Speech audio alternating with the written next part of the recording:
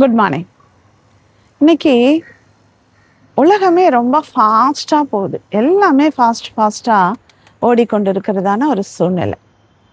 இன்னைக்கு சாப்பாடு கூட ஃபாஸ்ட் ஃபுட் அப்படின்னு சொல்லிட்டு நிறைய இடங்கள்ல அதை ஃபாஸ்ட்டாக துரித உணவகம் அப்படின்னு சொல்லிட்டு நிறைய எல்லாமே ஃபாஸ்ட்டாக நம்ம சாப்பிட்ற காரியங்கள் கூட இன்னைக்கு அப்படியாக கடந்த ஒரு நிமிஷத்தில் ஃபுட்டு குக் ஆகிறது இல்லை, அப்படியே இன்ஸ்டண்ட்டான ஃபுட்டு இன்னைக்கு நிறைய அதாக வந்துட்டது. இதனால நம்முடைய ஆரோக்கியம் பாதிக்கப்படுகிறது. நம்முடைய உடல் ஆண்டவர் தங்குகிற ஆலயம் என்று வேதத்துல பார்க்கிறோம். இப்போ உடல் ஆரோக்கியம் நமக்கு ரொம்ப அவசியமா இருக்கு. உடல் ஆரோக்கியமா இருந்தாதான் நம்முடைய சிந்தனை ஆரோக்கியமா இருக்கும். நம்முடைய உடல் ஆரோக்கியமா இருந்தாதான் நம்ம அடுத்த ஸ்டெப்புக்கு போக முடியும். நம்ம நல்லா படிக்கணும்னாலும், நம்ம நல்லா உழைக்கணும்னாலும், நம்ம நல்லா சிந்திக்கணும்னாலும், செயல்படணும்னாலும், முன்னேறணும் அப்படின்னாலும் மெயினான அஸ்திபாரம் எது அப்படின்னா சரீரம். ஆனால் இன்னைக்கு நிறைய பேர் நம்ம சரீரத்திற்கு அதிகமாக முக்கியத்துவம் கொடுக்காம நாம் இந்த ஃபாஸ்டான உலகத்தில் நம்ம எல்லாம் துரிதமாய் ஓடிக்கொண்டே இருக்கிறோம்.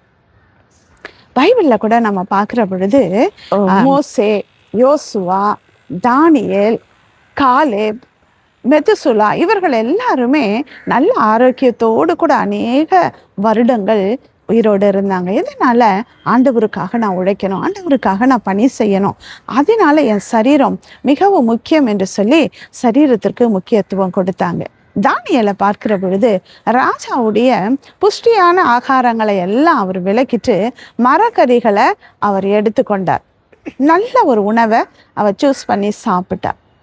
நம்ம கூட நாவினுடைய சுவைக்காக நாம சாப்பிடாம நம்முடைய ஆரோக்கியத்திற்காக நாம சாப்பிடுறது, நல்லா தூங்குகிறது, நல்ல எக்ஸசைஸ் பண்ணுகிறது, நல்ல சத்தான உணவுகளை நாம் சாப்பிடுகிற பொழுது நீண்ட நாள் ஆரோக்கியத்தோடு கூட நாம இருப்போம். நாம் அச்சீவ் பண்ண வேண்டியதையும் நாம் என்ன பண்ணுவோம், அச்சீவ் பண்ணுவோம்.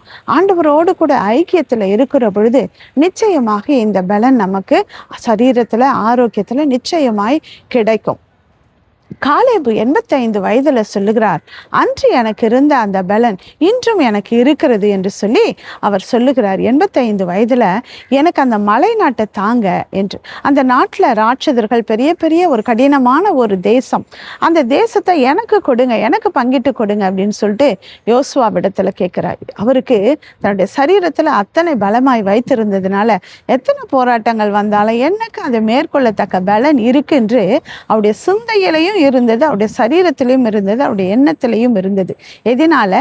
ஆரோக்கியமா இருந்ததினால். இன்றைக்கு நாம கூட நம்ம உழைக்கிறதுல, நம்ம ஆண்டவருக்காக செய்கிறதுல நாம இருக்கணும் அப்படின்னா நம்ம உடல் ஆரோக்கியம் மிகவும் அவசியமா இருக்கிறது. அதனால முதலாவது நம்ம உடலை ஆண்டவர் தங்குகிற ஆலயமாக இதை நாம பத்திரமாக ஆரோக்கியமாக வைத்துக் கொள்வோம். Have a nice day.